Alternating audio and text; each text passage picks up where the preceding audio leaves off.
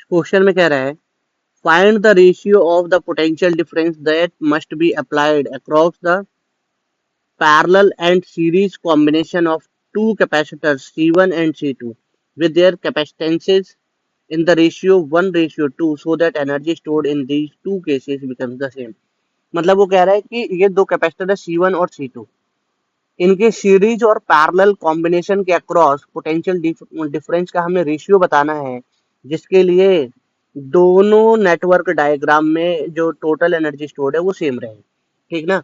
सबसे पहले तो हमें दे रखा है C1:C2 इक्वल टू 1:2, तो C2 equal to twice of C1। Clear. सबसे पहले ये दे रखा है। अब देखो, अगर हम अभी सबसे पहले हम क्या करें, इसे पैरेलल कॉम्बिनेशन, तो ये हो गया C1, ये हो गया C2। तो यहाँ पोटेंशियल हम मान लेते हैं Vp, पैरेलल की बात हो रही है, ये हो गया C1, ये हो गया C2। ठीक। तो energy stored in parallel combination is half of C equivalent in parallel, C equivalent in parallel, Cp ना लिख के, C इक्विवेलेंट ना लिख के Cp in parallel into Vp का स्क्वायर, Vp का स्क्वायर। तो हाफ इनटू क्या हो गया C1 plus C2 into Vp का स्क्वायर, तो UP equal to half into C1 plus twice of C1 into Vp का स्क्वायर, तो C1 प्लस 2C1 हो जाएगा 3C1। तो यूपी कितना हो गया 3/2C1 Vp का स्क्वायर। ये एनर्जी स्टोर्ड हो गया किसमें, पैरेलल कॉम्बिनेशन में। अब देखो सीरीज में क्या हो जाएगा, ये C1 ये C2, और अब जो पोटेंशियल अप्लाई कर रहे हैं उसका नाम दे देते हैं Vs। ठीक ना।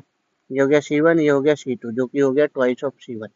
तो इसमें अगर मैं सी इक्विवेलेंट निकालता हूँ, सी इक्विवेलेंट इस वाली सर्किट का, और उसे मैं सी पी नाम देता हूँ, मतलब सी पैरेलल, तो ये हो जाएगा C1 into C2 divided by C1 plus C2, तो ये हो जाएगा C1 into twice of C1 upon C1 plus twice of C1, तो ये हो गया 2C1 का square divided by 3C1, C1 से एक काट दिया तो 2/3C1। क्लियर। अब देखो एनर्जी स्टोर्ड इन पैरेलल कितना हो जाएगा, यू सॉरी सीरीज निकाल रहे हैं ना यार, मैं भी कौन सा नशा करके बैठा हूँ यार, क्या चला गया सी। ठीक। तो energy stored in series combination कितना हो जाएगा, half into C S into V H का स्क्वायर, तो ये हो गया हाफ इंटू, ये कितना आ गया 2/3C1 इंटू वी एच का स्क्वायर, तो 2 से 2 कैंसिल, कितना हो गया 1/3C1 वी एच का square U S.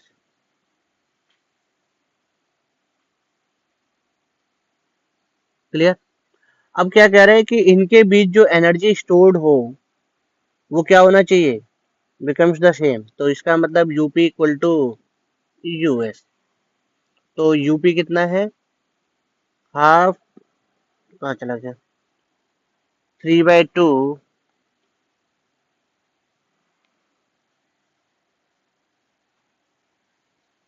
C1 VP का स्क्वायर इक्वल टू यूएस कितना है 1/3 C1 वीएस का स्क्वायर, तो C1 कैंसिल, ये हो गया वीपी का स्क्वायर अपॉन वीएस का स्क्वायर इक्वल टू 2/9।